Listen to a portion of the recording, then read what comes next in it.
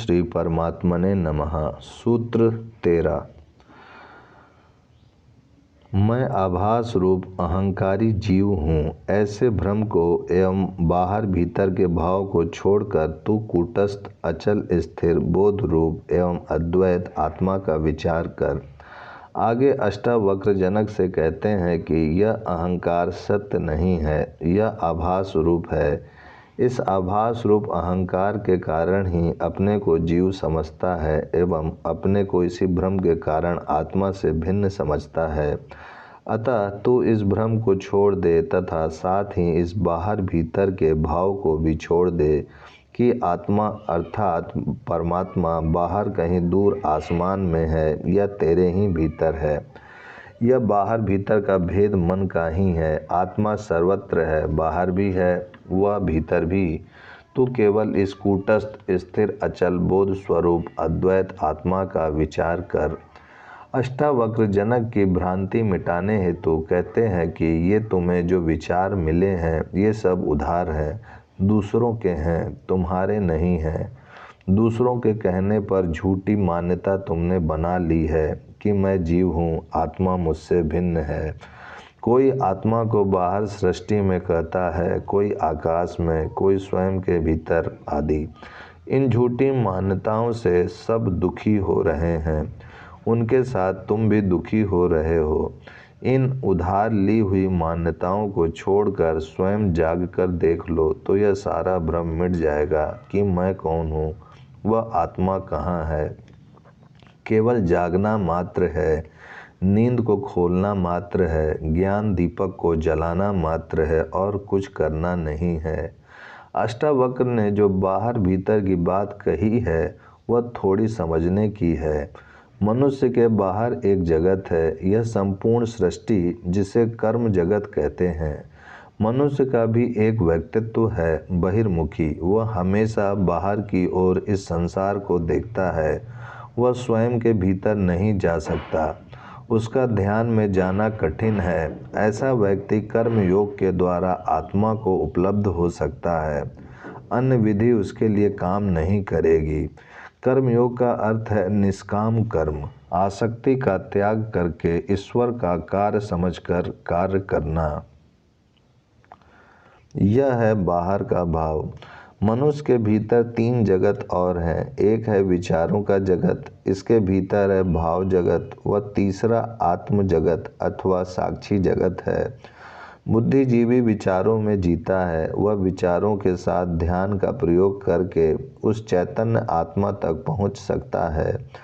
उसे कर्म मार्ग में ले जाना कठिन होता है, वह बुद्धिजीवी होने से तार्किक होगा, अतः उसे चिंतन और विचार के साथ ध्यान द्वारा आत्मज्ञान कराया जा सकता है। इसे ज्ञान मार्ग कहते हैं तथा उस व्यक्ति को ज्ञान योगी कहते हैं। तीसरा जगत भाव जगत है। यह भक्ति और प्रेम का जगत है। जिस व्यक्ति में भावुकता अधिक है उसके लिए भक्ति का मार्ग है। उस भक्ति को भक्त कहते हैं। भावना प्रधान व्यक्ति के लिए ज्ञान व कर्म मार्ग नहीं है। यह ज्ञान, कर्म व भक्ति तीन मार्ग है जो भिन्न भिन्न प्रकार के व्यक्तियों के लिए है। चौथा जगत है आत्म जगत या साक्षी जगत। ये केंद्र पर है, इसी के आधार पर सारा भवन खड़ा है। सारा सृष्टि चक्र इसी धुरी पर घूम रहा है। यही लक्ष्य है। ज्ञान, कर्म व भक्ति मार्ग है। तीनों के साथ ध्यान जोड़ने पर इसी लक्ष्य को प्राप्त होते हैं। कृष्ण का कर्म योग, कपिल का सांख्य योग एवं नारद का भक्ति योग तीन मुख्य मार्ग हैं। इनमें अष्टावक्र का मार्ग अनूठा है, सीधा साक्षी पर जाना। वे कोई मार्ग ही नहीं बताते, कोई विधि ही नहीं देते, ना कर्म, ना ज्ञान, ना भक्ति, सीधी साक्षी की बात कहते हैं। यही अंतिम है। इस साक्षी भाव में सीधा जाने से समस्त भ्रम मिट जाते हैं। यह देह, मन, बुद्धि, अहंकार, जगत सब भ्रमवत ज्ञात होने लगते हैं, जैसे थे ही नहीं। इनके प्रति जो ख्याल है सब मिट जाते हैं, सभी धारणाएं टूट जाती हैं। जिस प्रकार कमरे में भूत दिखाई देता है किंतु दीपक जलने पर वह नहीं दिखाई देता, गायब हो जाता है, क्योंकि वहाँ भूत था ही नहीं, भ्रम था जो दूर हो गया। यदि भूत होता तो गायब नहीं होता। ऐसा ही अहंकार का भ्रम है।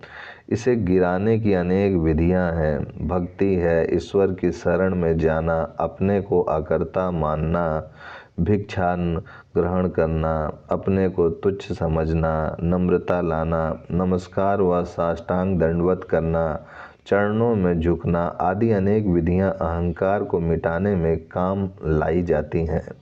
किंतु अष्टावक्र किसी विधि का उपयोग नहीं करते। वे सीधे उस परम शक्ति का बोध कराते हैं जिसे अहंकार अपने आप गिर जाता है, समस्त भ्रम मिट जाते हैं।